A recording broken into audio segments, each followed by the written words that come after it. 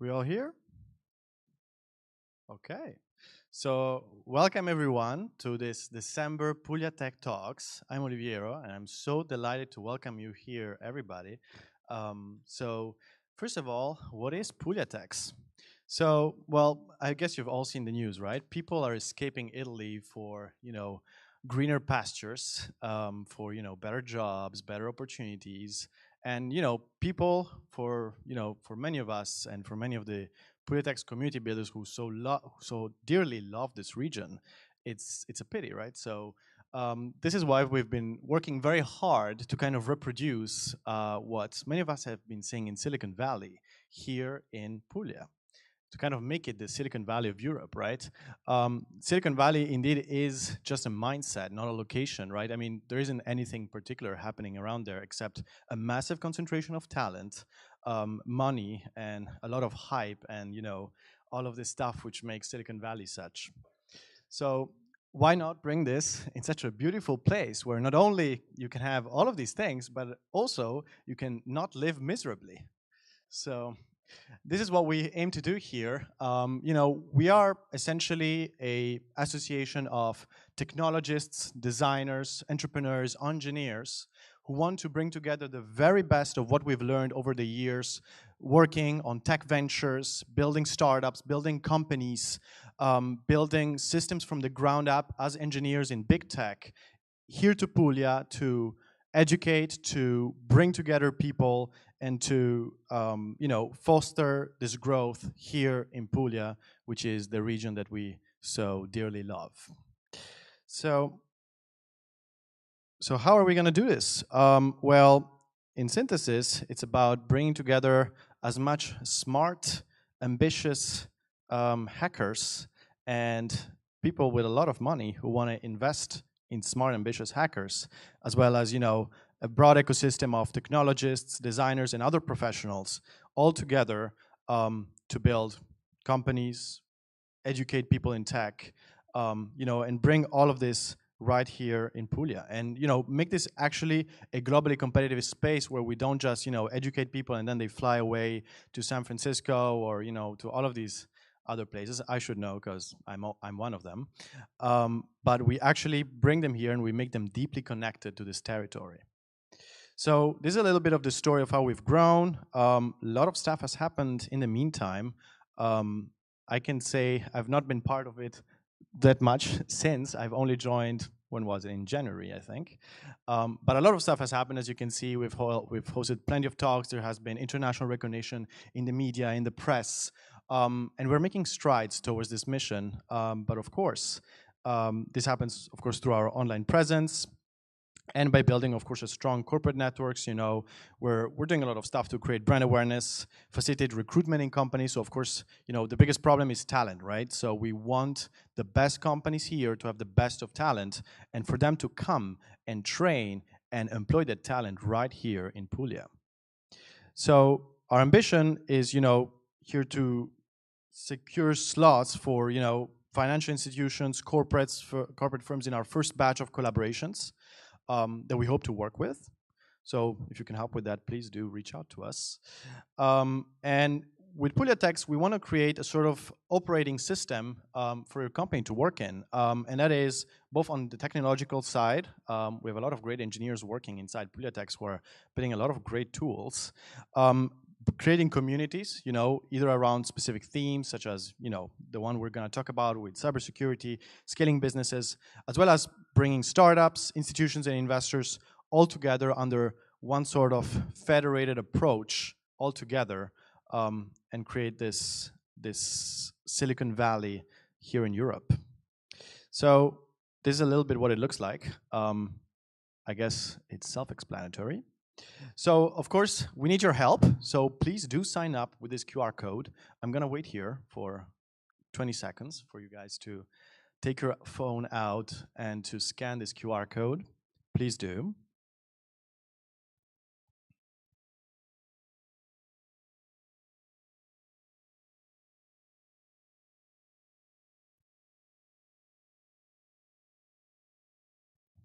Anybody need more time? I think we got it. All right. So tonight we're having a talk about scaling businesses and cybersecurity, a topic ever more important with the rise of AI and vibe coding. We're going to start with the tech track, first of all, with Arcangelo Saracino, who is the head of Offensive Security at Yala Security. Please. Thank you. Welcome, everyone.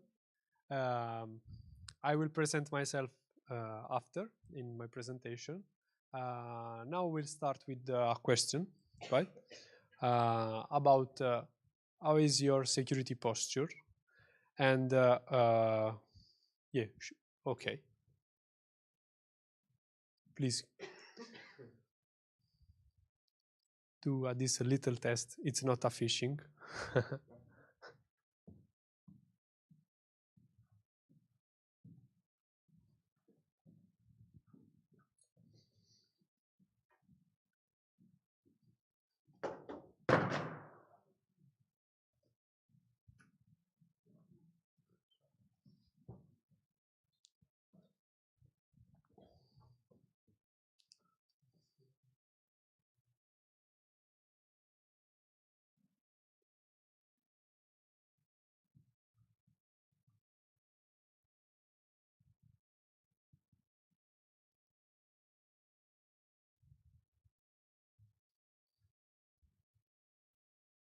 All right. We will see how your security posture is. Yeah.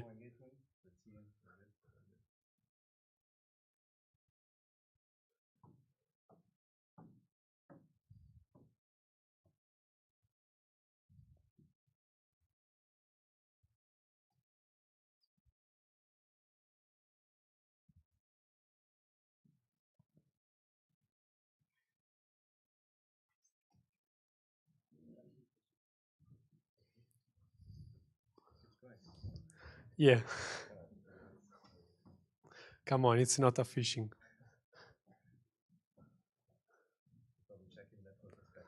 Yeah.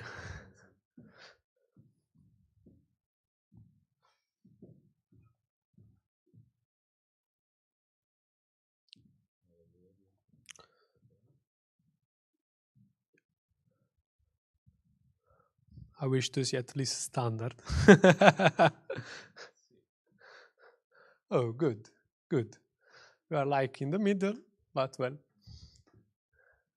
Okay, I think the most are in standard. Okay, nice, nice. Okay, we are ready to start. What we are going to see. 25 has been a really enjoyable year about cybersecurity and AI, but specifically on the offensive part. Well, let's start. Who am I? I am Arcangelo Saracino, actually the head of offensive security at Yalla. It's a startup with 2 years of existence.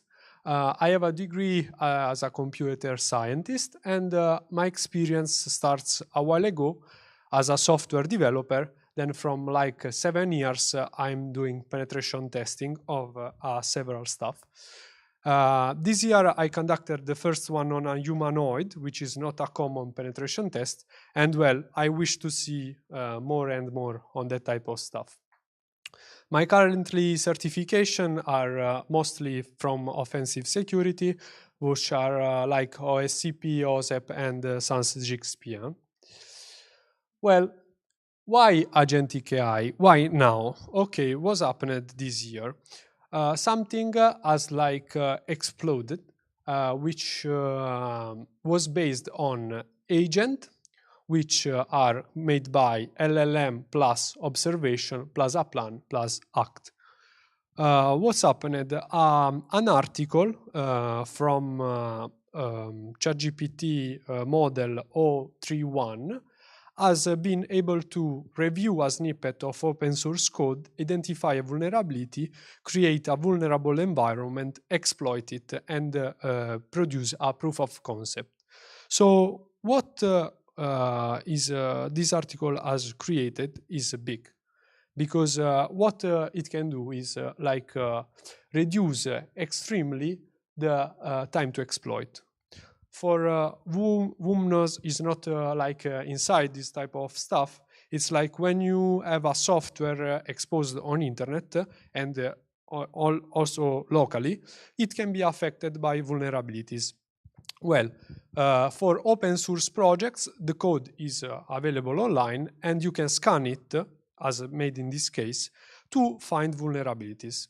What type of vulnerabilities can be found? Like simple XSS, maybe, or like most important vulnerability, like RC, remote command execution, or SSRF, server-side request forgery, or for example, other type of stuff which likes to get data of your server, of your application, or obtain commands on your server.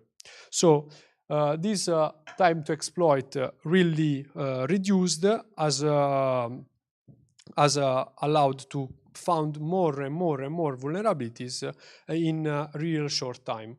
While a while ago, for you, one type of this research will take like 1 month, 2 months, or 3 months. Now, like for example, €1, okay, of tokens of AI. So that's it. This is the agenda of about what we'll see now. Tools and trends overview, a live demo of Xstrike AI, which is an MCP, Model Context Protocol, with all tools or a lot of tools about cybersecurity and web pen test mostly. And we will see a demo on a target. Then our workflow. In Yalla, we develop a workflow with N8N, a new technology which allows to create workflows, and where we combined the static pen test phases and the dynamic phase with AI. Our contribution, which is really recent about the project Armametis, because we are community and we believe in community, and some risk and SOC playbook. Maybe I deleted that because it was too long, and then a QA session. So let's start. Xstrike AI is an agentic red team orchestration framework which has LLMs at the basis plus offensive security tools. What it can do: automated exploit pipelines, vulnerability discovery, and also exploit chaining, and compressed attack timelines.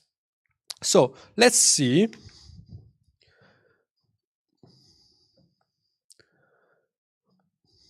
This is this morning. The video originally takes 10 minutes to complete a full web penetration test on Doctolib, which has a public bug bounty program. Oh yes, we hack. So this is some of that. In this side, we can see my pipeline defined, which is commonly text, also generated with AI. And this is the execution using cloud. It will create my basic folders, and then we will see that. So it is all organized with logs, which is important when we do this type of attacks, because if someone wants to know what you have done and what time you have done it, you have to demonstrate it with logs and also HTTP request. So we will see there in this other window the structure already defined in my pipeline text, which has been created automatically with the name of the target, the date, which is important, and the type of different type of stuff, like the configuration of the tool which I proposed, also logs, the findings, the export to import the findings in a beautiful report which we will send in PDF to the customer, and also the engagement status, because I think, okay, let's start with one pen test.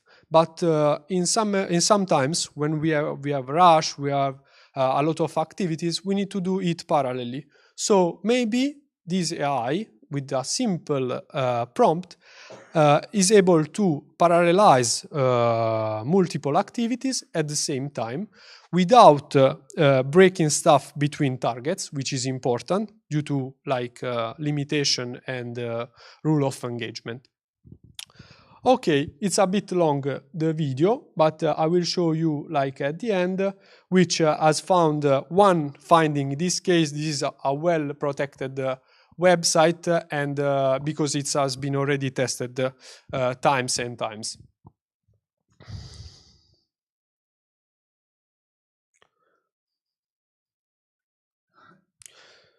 Okay.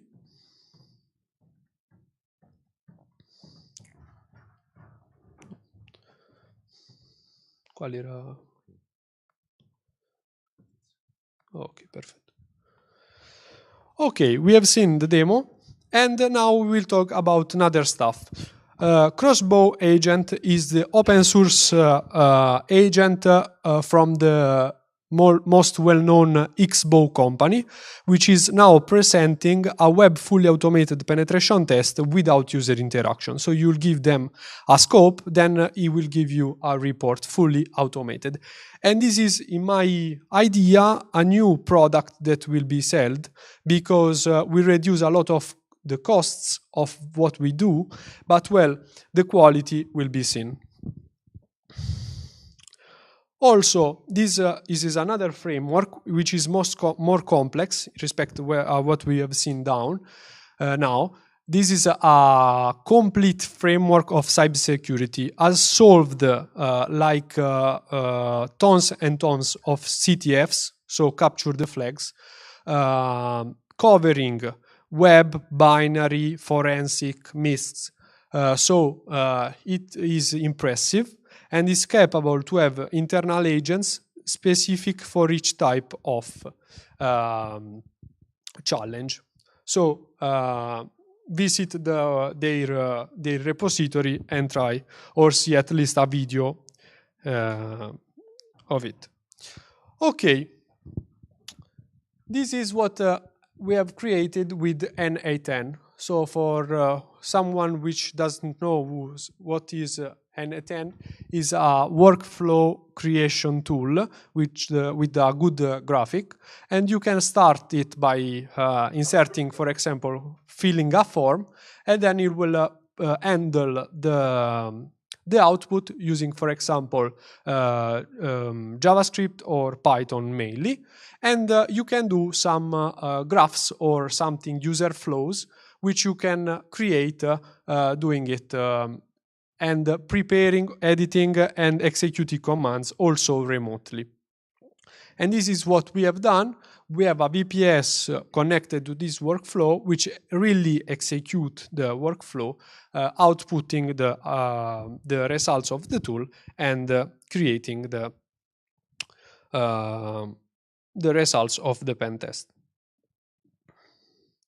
This one important point about this is also human is involved, because sometimes AI forgot pieces, also needs, for example, for authentication, manual insertion of credentials, and also isn't able to understand the differences between users. I'm trying to improving this.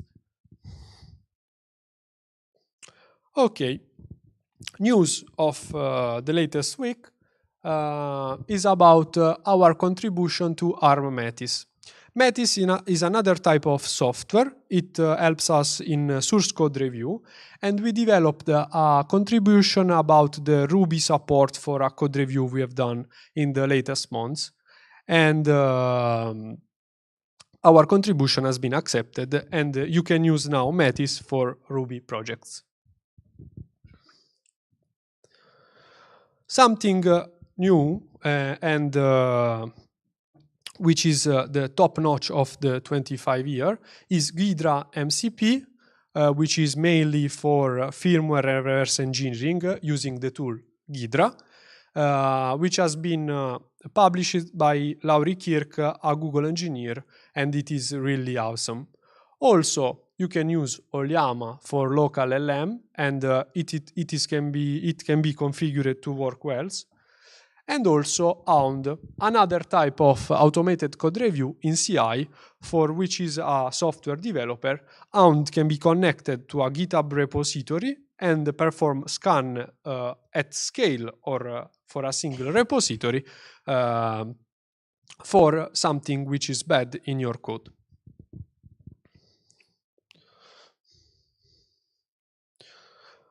Okay, this is the key risks created by these AI and agents created during this latest year about exploit automation. Now, for example, it's easier to see by screenshots and maybe not well done POC, create a working POC to exploit at scale vulnerabilities. Exposed LLM runtime. This is another type of view. We also hack LLMs with hallucination and other type of stuff. And also over-reliance on AI. Each time you see the output, and this is why I created also logs in my pipeline, I need to review the finding by seeing what has been decided and determined by the AI agent.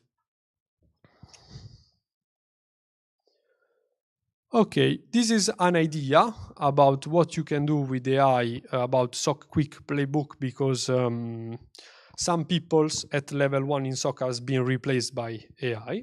I will go deeper because it's not my side.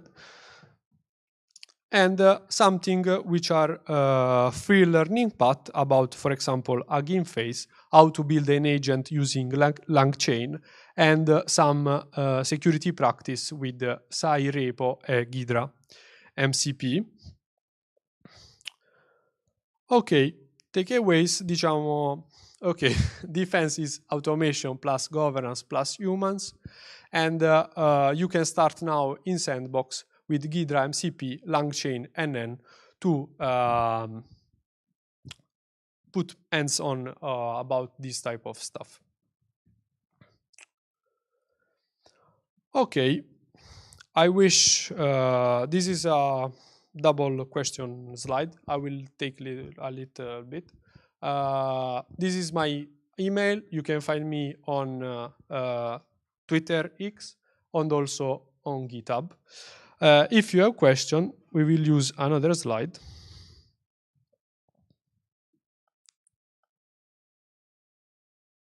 Indietro? Okay, so let's do some question. Thank you.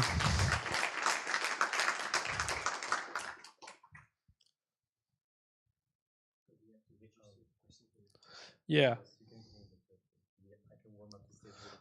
The shame is at scale. I can start maybe. Well, yeah, of course. So question is, let's say the typical SMB building their product, a few million euros of turnaround. How should a business of this scale approach application security, SecDevOps, DevSecOps? How can they start thinking about security in that size with the tools that we have today?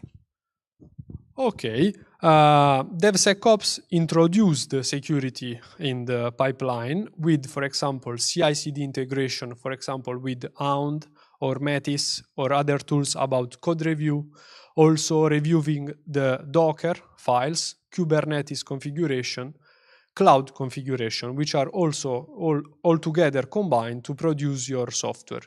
So several tools, also open source, of course, can be used to make your security posture good enough to go online without a lot of dubs. Okay. What do you like most about your job? Okay, it's the adrenaline about finding something good. Okay, because it's tricky. You have to combine different vulnerabilities. You need to do something at low level when we work on firmwares or something which is emulated. And when you combine stuff and you see your RC working, it's really, I don't know. unbelievable. Yeah. The agent does not break stuff on customer side. Okay.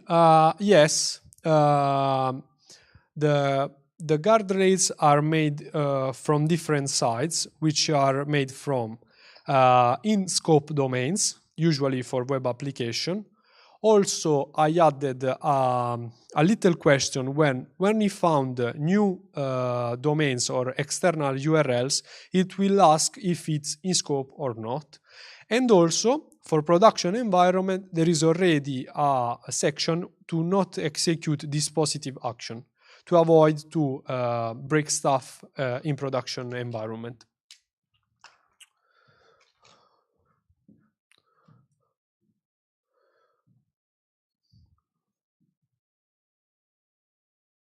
We will start from here. No, maybe, yeah, it refreshed. Blockchain protocol, okay. Maybe, yes, of course. Hound, we haven't seen the repository, has been mainly made for smart contracts. So that is for Solidity, and also I think not Ruby, but Rust code. And it has been trained on a platform like Sherlock, also Immunify, and also public report of other platforms.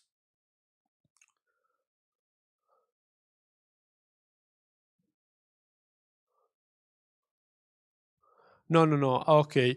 Always when you put something online, it's not secure. Okay, so the most secure software is not secure or has a vulnerability for sure. So, well, yes, NAN, it's at my house in a server really well locked. And I use it just for workflows. As you've seen, the execution is made remotely. Because what I try to do is have multiple VPS with the tools necessary, and try to execute it as I said parallelly, and with good results and also time. We already answered this. Okay. I would like to understand what type of organization which then will receive the reports about our vulnerabilities. Usually they have a mitigation plan, which is a document which plans how they have to remediate to the vulnerabilities, also proposed by us. And there are some tools made for vulnerability management. This is maybe something inside the product company instead of us, but well, we have in Yalla we have produced a platform to handle also asset management, vulnerability management, which is this part, and the asset discovery.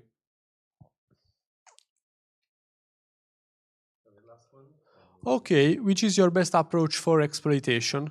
Well, depends on the type of the vulnerability, but also it's for sure at the beginning make an idea of the entire application for web application, or if it is something low level for firmwares, for example, what I do is usually understand external connectivity, for example, Wi-Fi, Bluetooth, radio, and then try to fuzz it and see if there is a crash. And then I prefer like external exploitation instead of internal, which can be, for example, privilege escalation, a local privilege escalation. Okay, thank you. Thank you very much, Arcangelo, and thanks everyone for the engagement. We'll be using also our networking time for any more of the questions. And we'll now be moving to our business track.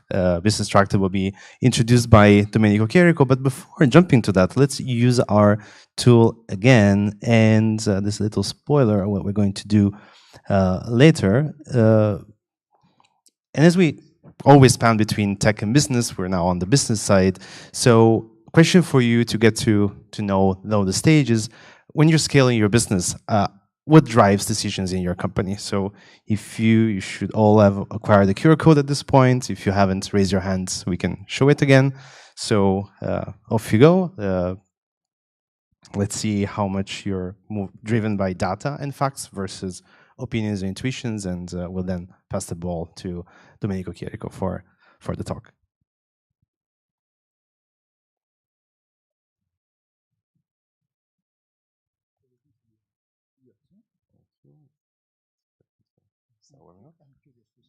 Let's see.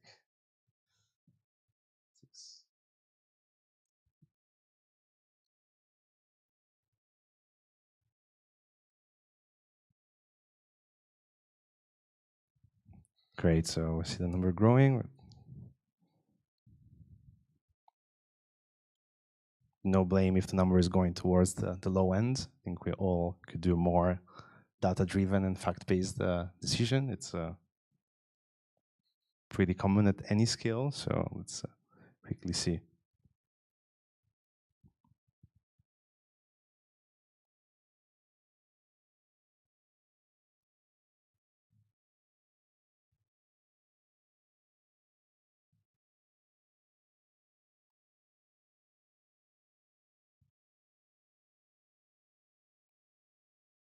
Everyone can keep still answering whenever you feel that we're good to start not influencing the audience. We can start seeing the numbers. Let's give some.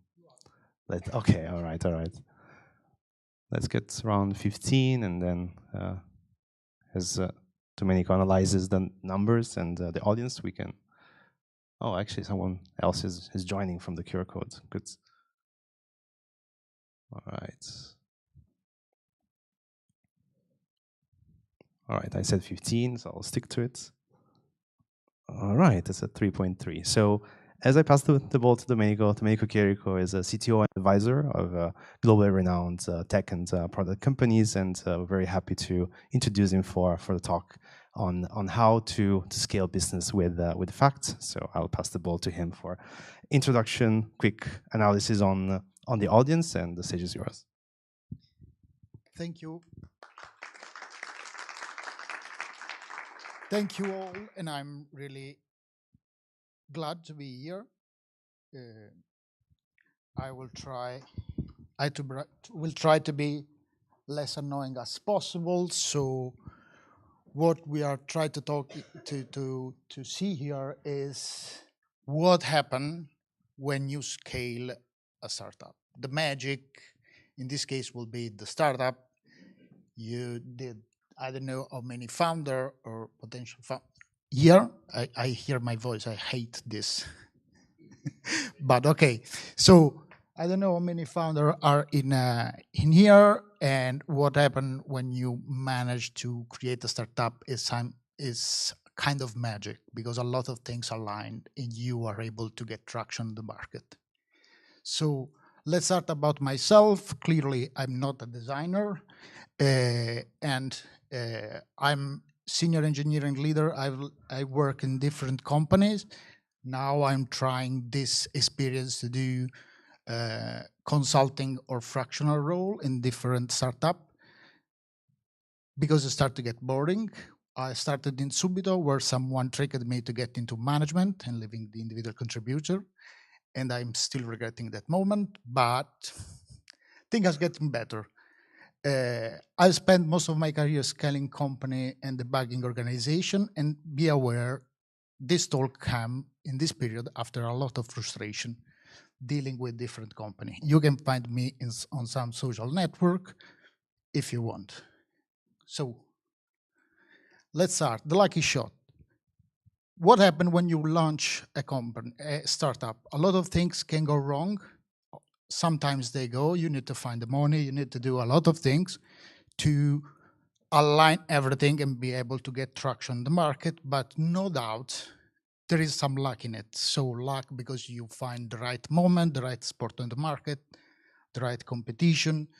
So it's very complicated, and sometimes luck helps. I can do even an example. Uno Bravo, for example, get a big push by the COVID-19. Otherwise, the life would have been very, very difficult. So how you launch a company is a mixture of a lot of determination, right timing, and some sort of luck. This brings, especially founders, to having felt to end up in a confidence trap. Because when you start scaling, the game is slightly different. You are not trying to find a spot where you have a minimum of traction on the market. You are trying to scale the thing. You have already defined a certain perimeter. And so the area in which you can move is a little bit more complex. Competition starts rise. Your user base is changing because you are exiting from the early adopters, the enthusiasts, so people that are willing to tolerate some strange behavior in your platform.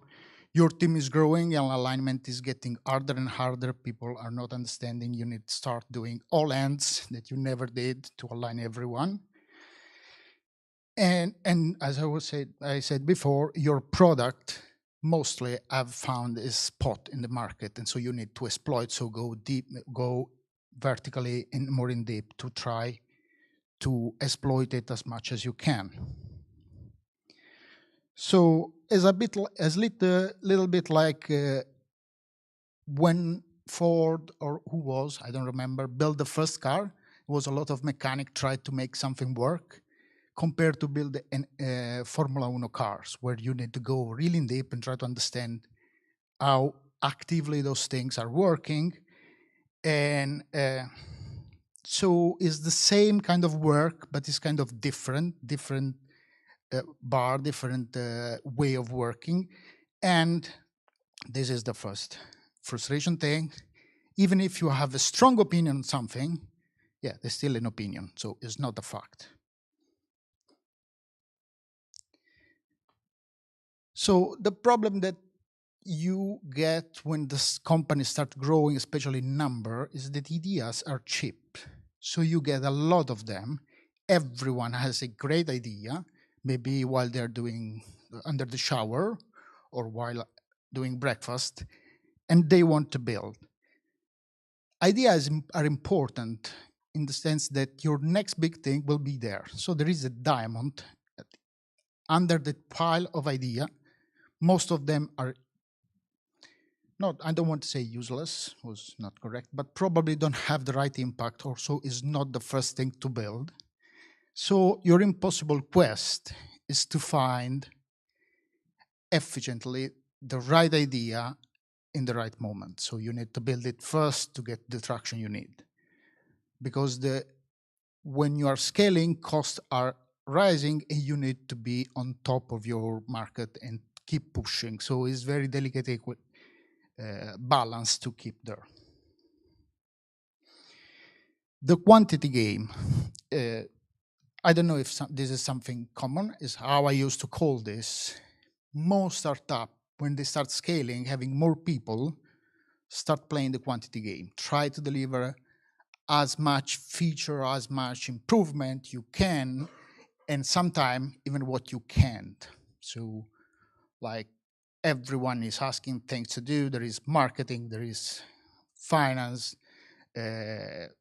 tech as well. Engineering is deciding that need to rewriting everything, refactoring things, or improving something. What you're doing, you are pushing all this thing down onto the engineering or product, if you want to define it that way. But it's clear that theory of constraints tell us that you should rearrange your organization to protect your more scarce resource. And the thing is, you can generate thousands of ideas, but best guess you can deliver 10, 20 if you are very performant. For sure, you can never be at the same level. So you are keep failing, being aligned with your scheduling. You are frustrated every time. You are keeping feeling the pressure because you have to deliver more. And every time you feel frustrated and everything is a mess. But nevertheless, the strategy is always the same. Complain engineering, saying that engineering is low, and you blame the builder. The builder are the one that are slower, respect all others. So it's something that probably don't make sense. Now there is the new thing, new shiny thing. So as of today, most of people think it's solved because you have AI. AI can build for you whatever, can build what you need. You just have to explain it to the AI. Someone will build magically what you need. But if you are lost in the forest, running faster don't save you.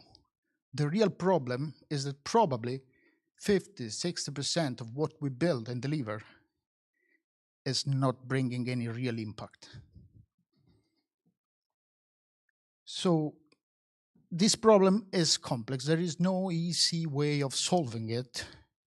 There is no rule book or thing, but you can try to create a system to address this problem and to try to at least do the best for protecting what is your more constrained resource and start doing things different. So the first thing is prioritization. And this seems quite trivial, but prioritization sometimes when the pressure is high need to be ruthless, really. So you cannot have 3 or 4 first priority because everything is a priority. Invert the factory. You need to revert the problem. You are not building.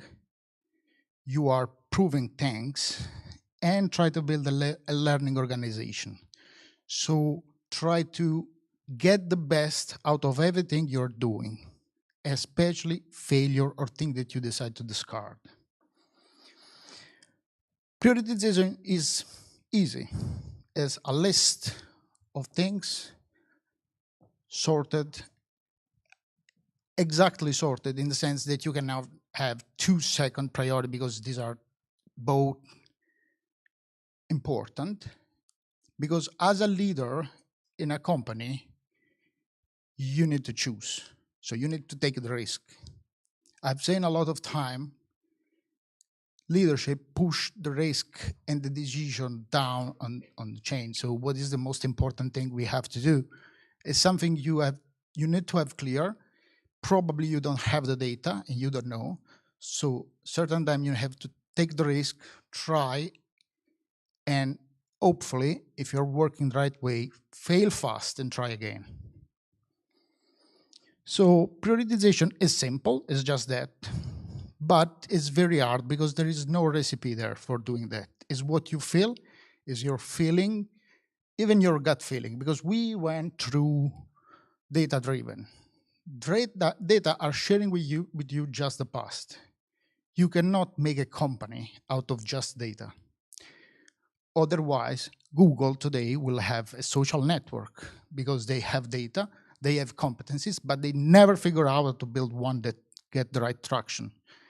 So the thing is, a little bit of magic is needed for building a company, having a view, seeing things differently, imagining the thing differently.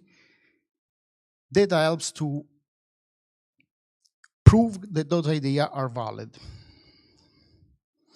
So, for example, often what you get is that our problem is growth. But what is growth? Is that your marketing channel is too generic, so you have low intention user arriving on the platform and you're not converting? Is that your funnel is too small, you're not getting enough people, so you cannot A/B test because you cannot get the statistical significance? And you can go on forever and ever on this. You need to try to focus because focus is what gives you velocity. So if you find the right problem that you want to face first and maybe discard, you are reducing the the scope and you are hitting harder. Invert the factory. This is nothing on this is new. It's just that people don't do that, and I get a lot frustrated with it. So the real velocity is to disprove an idea and not building it in 5 days. It's not building in 1 month, because a quarter are 3 months. If you spend 1 month on one feature, you can build 3 at best. So the first thing is change the perspective. This is Itamar confidence matrix. It's not important the number, but as you can see, self-confidence, this is the best idea I ever had, is got 0.01 of confidence. That's the truth. So if you start looking at your backlog this way, you can build a pitch deck on something and you get to something a little bit more. To get over half point of confidence, you need to get to anecdotal evidence, you need to improve. So this thing, mostly, and this is just a reference, this thing and what you need to do. You need to move and to try to find a way, reducing the impact of engineering, to move on this scale toward high confidence. When the confidence starts getting to 1 to 2, you start trusting that the thing will have impact because you have the right number, the right information. Usually what I see is most of the things we are building are just self-conviction, pitch deck, or some story in a Jira board. And impact is very limited. Sometimes you are lucky, you get the right thing, you deliver in production. Most of the time you don't have luck. So you fail and you don't get traction. All these things that you are building that are not giving any value to your product is what is killing your velocity, is your engineering. So if you look your backlog through the length of confidence, you have actually a very small backlog of things that you need to do because you know that they are important and you have the confidence to say, this thing will work as I expected, in a huge bag of ideas where you have whatever idea you got or someone in your company have got, and you need to prove them or increase their confidence before moving into the backlog. So in this way, you are moving the work out of the makers that are building just what is needed and moving it on the thinker. There is this differentiation between maker and thinker that can try, and that's why you have a PM, a designer. You can do market research, user research. You can do some A/B tests, very easy, very simple A/B testing. And that's the other piece of it. Now, the last part is learning organization. Learning organization means to ask yourself the right question and see if you have the answer. Otherwise, you need to build because you need to get the answer. First thing, you need to structure what you have. So usually the ideas are solution. I want this feature on the side. This is not giving you any ideas on how you can measure or what you should measure. So the first thing is try to identify the problem for which someone thought that solution would have been a good solution. Try to explicitly share the hypothesis why the thing could work, and explicitly set the expected impact. Why this explicitly all the time? You have to write it down. It's not we know, because our memory usually tricks us, and you have the confirmation bias. If you don't write, you do whatever you want to do, and at the end you say, yeah, man, good, not exactly what I expect, but good enough. At the beginning, maybe you were expecting something completely different. And so best way for aligning everyone and for protecting yourself from the confirmation bias is write them down explicitly, share with the company and say, we are doing this, we want to do this because we want to solve this problem. In the hypothesis we have is this. I have tried to put here an example. This is a real example for Subito, but we didn't go this way. This is how it should have been. In reality, we had this bad example or well understood, not writing down structure. So the problem was that I know many of you use Subito, but in early days, saved search were client only. So were saved on your mobile phone or in your browser cache or somewhere, cookie things. So they were not talking with each other. And so the thing is, user can't use the save search across device. This is bad. So, like hypothesis, if we are sharing saved searches between mobile and desktop, it will improve the user experience. And so we build across device experience. We create the sharing service. We bring them on the server, and guess what? Nothing happened. No number moved. And you cannot learn anything from this because there are no assumptions. Luckily, one of our PM at the time, so it's not my merit, but really believe that this will bring some benefits. So start transforming the implementation in something different. We get at the end of increasing on making the saved search like 4% of our traffic. That is quite impressive for a so small feature, but the thing changed completely. So the problem was that in reality, we want to increase our traffic because Subito is advertised based, so traffic is money. And so the real problem was if we can push user to make more traffic, we will make more money. So the real hypothesis was if we start sending relevant notification, we will trigger more user to re-enter the platform. And so each user will do more traffic and the average traffic will be more. And so for doing that, we would need to have the search in our server to try and to intercept and to identify new ads that enter and match the search. We built this, we transform what we build this, and the impact was completely different. Practically, the solution implemented was the same. But this small change in the perception that was the important thing are notification and being able to tell a user that a new ads is entered in the platform, new ads that you are interested in because you have a search for that kind of object. That's what changed everything.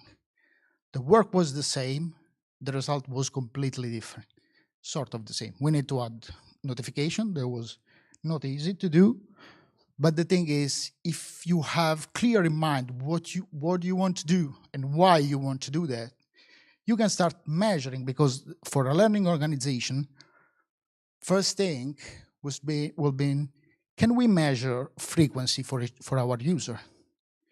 Can we identify frequency for user with notification and without notification? Do we have all these numbers so if we implement this feature, we can see the difference somehow? We can measure, we can ask ourselves, do we have already some information that user that receive a notification have a higher frequency of the other? So we can start increasing the confidence before building, try to crunch the number, try to understand if there are signs already in our platform that this thing may work, because we have already signed. So we maybe had generic notifications, so the specific notification would have a better impact. But at least you can see that users that are using the app and so they have notification actually gives you more frequency. And if you build this, you start to put all these questions before building, you start to create all the tracking, all the infrastructure for the data. Then next time you need to work on frequency, you have everything. So your organization is slightly better than before because you create whatever gives you the information on the user behavior. So we are mostly at the end, if I remember the thing. So these are the last thing I can say. So first thing, respect your constraint. You are in a physical world. You have some constraint. Don't just ignore it and try to say, if I use AI, I have 3 engineers, I can build Google. That's not possible. So try to understand what you need, where is your focus, where is the value. Try to leverage those constraints, because if you know that you cannot build everything, you will get smarter in validate what to build and to learn and to build knowledge about your business. And what you get is that you start knowing the dynamics of your business, to start to build what is called driver levers, because you know what are the drivers that move the value, the traffic move the values. You start to understand what are the levers you can move to change the pattern of the traffic. And then try to give the right attention, not always building, to any idea, because any of the idea in your bag of idea can be the next big thing. It can change the dynamic of your company. Oh, I remember. Thanks, everyone.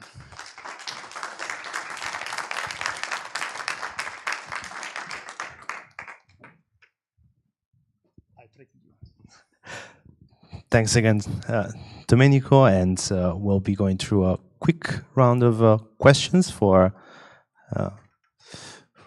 Domenico. I think maybe, okay, ask on the tech track. Let's see. Interesting. It's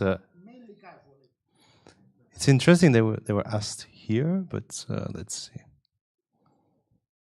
It's a business track. Interestingly, it's showing. So feel free to ask questions. I think they will start popping up, but they will be saying business track. Oh, okay. But interestingly, that's the time for questions, so they can be fresh at the end of the talk. So that's why. Pretty good. We started a bit later, so it's on us as usual. Okay, so we're seeing more questions popping up. Let's see. There we go. I think they're maybe mixed, interestingly. So I'll we can do voice questions. Probably yes. Okay, there we go. So what role you see OKRs to have in this framework? Well, OKR is part of this framework. I'm a great fan of OKR, and is how I try to manage prioritization and learning organization. So OKR for me are mostly fundamental for 2 reasons. Is aligning the companies on what is important so that you can choose. This is something not many say this way. The thing is not important, the final writing, but the discussion that gets you to build company-wide OKR, everyone discussing and aligning, gives you the right level of priority and important thing that we need to happen. But in the meanwhile, this discussion gives the company the great alignment. And as soon as just started introducing in a company, the first thing you discover when you bring OKR in the company is that you don't have data. Because you start to say, we need to measure frequency. And then you start inventing something out of nothing, like try to see how many times people logs, or try to log in the logs if you have data. And then you start understanding that you cannot do OKR if you don't have a proper infrastructure with all the data that are needed.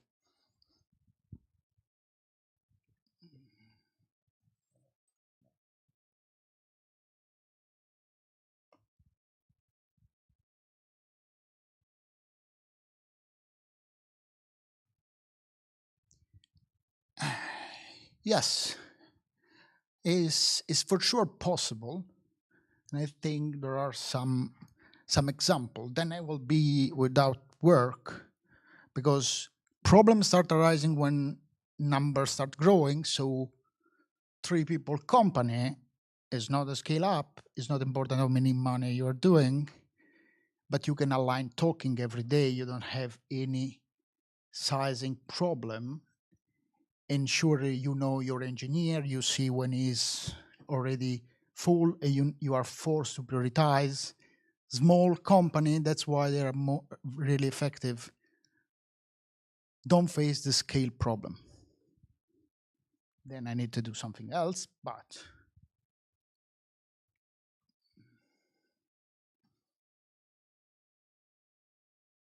oh,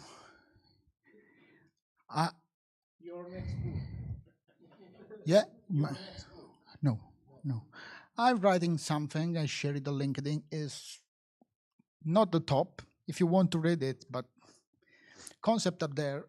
I'm not really a writer, so not really capable of that. A lot of AI going on to build something that makes sense. Well, it depends on this front. There is for sure the driver and levers or something like that. I read a lot around, and I like to talk with companies, how this thing are built.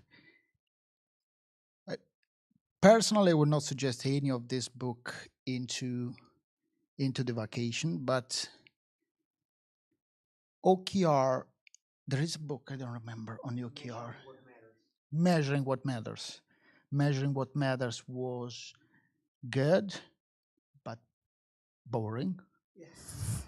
Thing is, those books, like my talk, tends to be boring because they're very long. I liked, and I think it helped me a lot, probably not on the real topic, thinking fast and slow. It's not really there, but I think it shows you how easily we get tricked in thinking that something that is logical and seems so nice is in reality the wrong pattern. That's what make me question a lot of things, and I will suggest you to go to something more broad because you need to adapt those. So in this approach, you don't have a single solution. So the big lie is taking a framework, apply something like Scrum. Scrum was good till you don't have the Scrum Master or the Scrum guides and what you need to do. You need to look and adapt. This thing does not work out of the book. So you need to be seated in the company, see how people react to OKR, what are their strengths. It needs to be tailored for this company. This is why there are a lot of books on measurement, what you want, how you can use the data. But for example, I try to push in a company a lot of that. If the company is not feeling the pain or not having data, they are not seeing the gain and start working, investing on creating this infrastructure. Now I start in the reverse. I start pushing them OKR. They start first iteration, they write everything they want to measure because they want to do something, so they start inventing everything. And they'd say, we should measure this, we should measure that, and then they start doing it manually every week in the review of the OKR. 3 weeks. Then they get bored, it's too much work, you are working for updating the OKR, and so they stopped, and we sit there and say, why this is not working? Yes, you don't have the data. You are just crushing the number for database, you are getting engineer for generating numbers, you cannot do OKR like that. And I did that in a data-driven company. Thanks very much.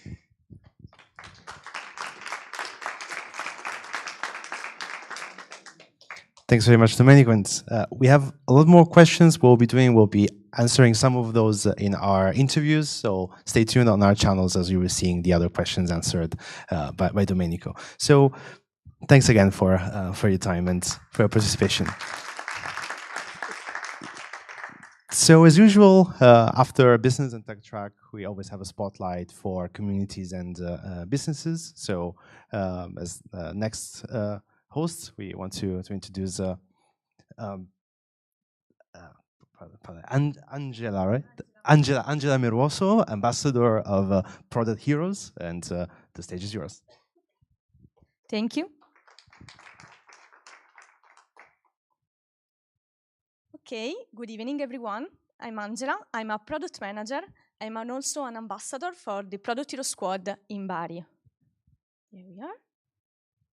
So Product Heroes is an ecosystem of product management in Italy.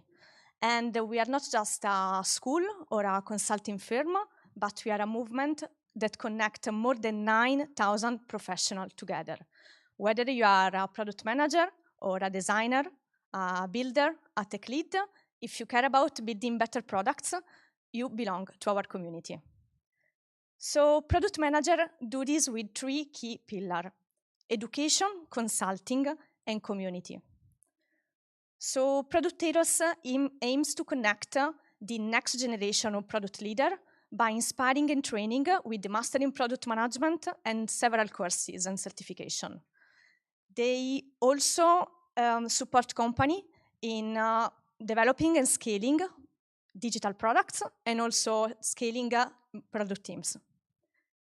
So Product Heroes also created the largest community of product management in Italy. But this is not just an online community. We are everywhere.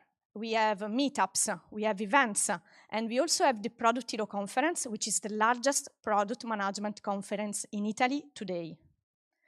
And that's bring me to a bit time why I'm here today, because the community pillar is one of my favorite, because it's evolved in something very beautiful. The Product Hero Squad. The squads are a local chapter for this national movement. So we bring the mission and the energy of Product Heroes into your city. Goals of the squads are to connect people. So we create a space in which professionals and enthusiasts can meet and speak to each other.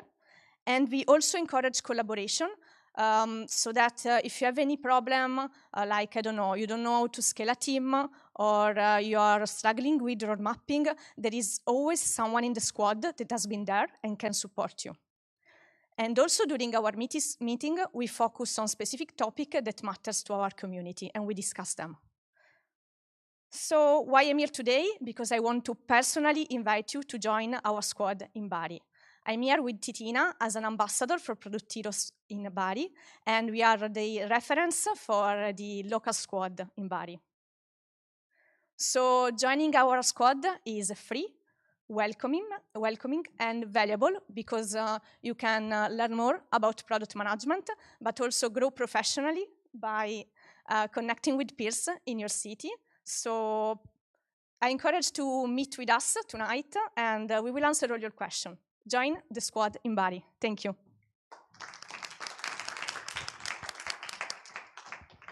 Thanks very much.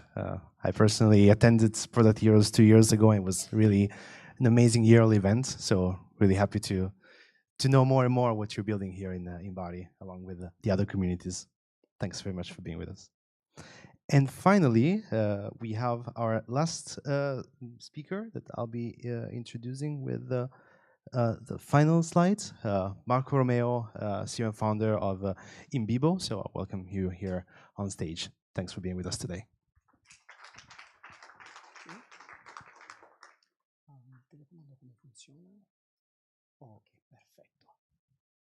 Hi, everyone. Thanks for being here. I'm going to talk about Inbibo and how we are leveraging AI for the future of our products. So my name is Marco Romeo. Over the past 20 years, I created technology that are used in the media and entertainment industry. I worked on a series of movies, first as an individual, and now with my company, we contributed massively to Mufasa and Snow White, plus a number of other movies that I cannot tell you yet. I founded Inbibo 5 years ago, and we've been very, very lucky in bringing on board a number of key customers from the media and entertainment industry, but also from the tech industry.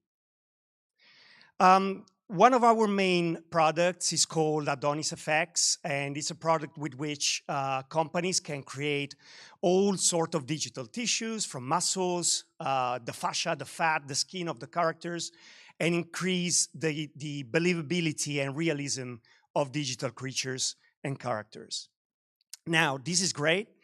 The 7 fantastical creatures in Snow White were created using our software, and some superhero movies were already released using our technology, and more superhero movies will be released through the next 3 years. Now, while Adonis is around 8 times faster than any other similar product on the market, we still believe that it can be even faster, but we need AI for that. Now, the problem with AI in the media and entertainment industry is that it needs to be secure and you don't have to steal the work of other artists. So what we do is that we provide our clients with our own workflow system and our own neural network models so that it can produce a lot of data, and then with AI, we can have a character simulated 20 times faster than what it would take with the standard techniques.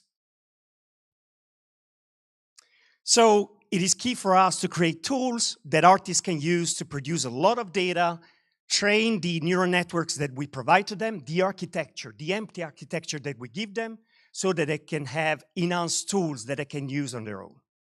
So we want it to be ethical, we want it to be secure on segregated networks so that no data goes out and nobody's stealing the work of others. We're extending this further to generative AI, where we want to give people control and a way to create through generative AI, but with the artist at the center of the process, not just the randomization of the AI system. So we want to move from a dry and soulless generative AI word into something that we call creative AI. So an AI made by the artists, for the artists, to improve their creative workflows. Thank you very much.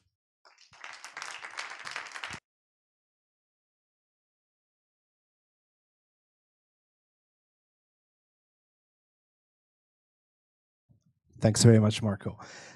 So thanks again, everyone, for joining, both our great speakers from the world and you joining us. So right before we jump into our networking session and aperitivo, and that's why we all have a sticker. If you don't, we welcome you here as we move to the aperitivo session. But this is the right moment also to go further with our mission as PugliaTech. It's going to be quick. Aperitivo is waiting for all of us. But before doing that, you still do have the QR code and the tab in your browser, right? So it's probably a good time to get to know each other, in the sense that for us to pursue the mission of making Puglia a global tech hub, we need to know who we are and what do we all want, so that we can all together make this happen. So let's get to know each other. We welcome, as usual. We are a group, we are a community, and we mix business, tech, and the new generations of tech professionals, entrepreneurs. So off you go. Great quick engagement. Let's see.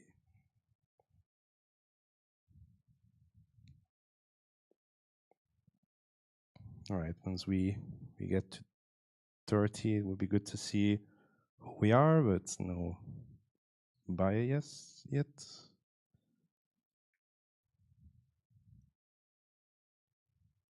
Let's start seeing.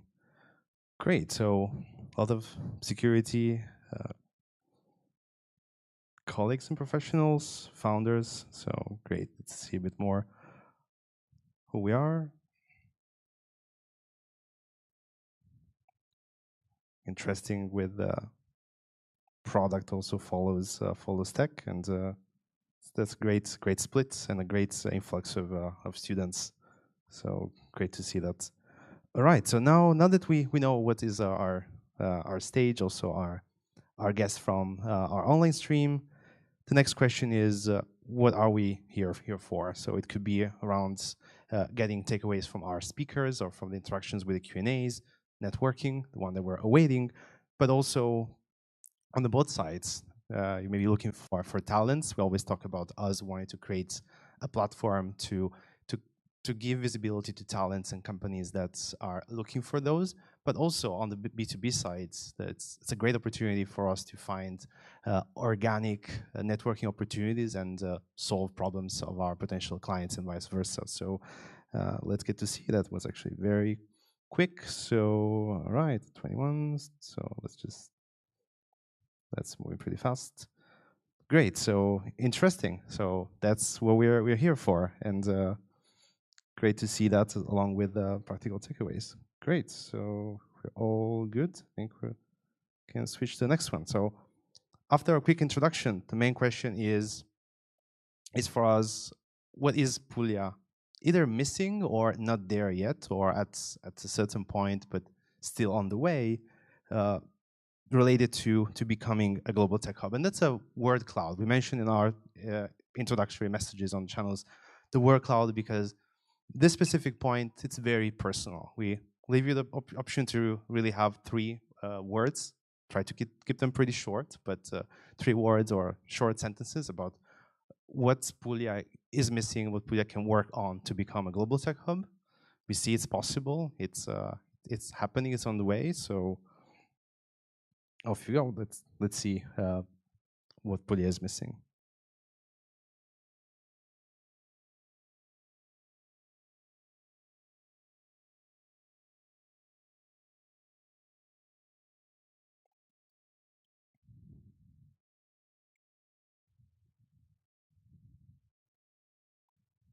This one really deserves being growing as you all participate.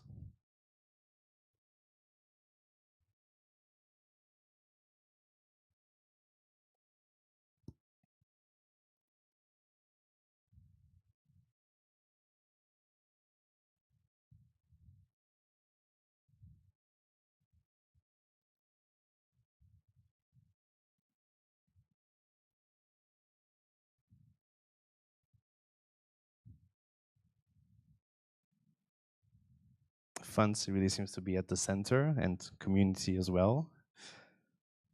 Interestingly, with community, we're all teaming up in that operating system concept. So it's great to have product heroes here and us pursuing this goal. But yes, at the same time, investors is really the key factor. Really links with the emoji right next, and money on the other side. So it's really at the center. And pretty much diverse clouds on the other sides. Potential clients also. So how to reach them, how to reach the product market fit. Let's probably wait a few more seconds. If the cloud stops expanding, we can jump to the next one. Probably yes.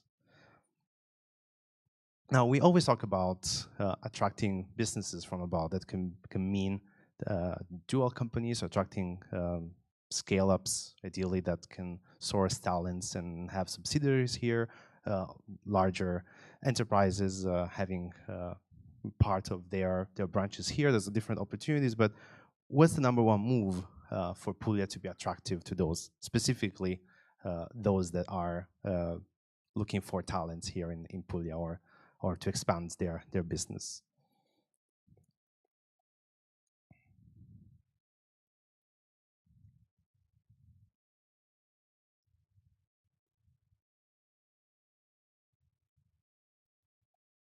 Great, so we're seeing it 13. Trying to hold it to avoid any bias. Let's give a few more. There we go, great. A lot of thumbs up. All right. 32. and maybe around 25. Whenever I show, you can keep answering, I believe. So let's wait until.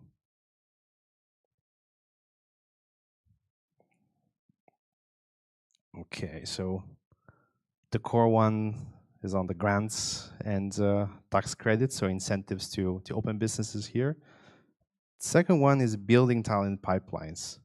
So interesting point on the fact that we have great talents. We don't need to give up on continuing and growing this pipeline. What's next? One-stop desk for company setup and scaling. It really links to the big bureaucracy keywords that we saw previously, and no wonder that the other one on the left-hand side is speed up permits and cut bureaucracy. So there's a really linking. Very interesting. So I think that's ends our overview. I think this is a very important Q&A. It really tells us what it's important for you. We believe that these answers are very much in line with our ambition. But really, thanks for participating. And now it's time for networking. So feel free to come here and have your. Before we close the sessions today, I'd like to take a moment to thank to all the speakers that during the year joined us and shared all the experience and ideas. I have to thank to all the hosts that support the community and our organization here in Apulia Digital. So thanks so much to hosting us. So I think we have many things that we can do in the next year, so in 2026. And now, family photo. This is our common way to remember these great events. Thank you so much to all the people here. You are PugliaTechs.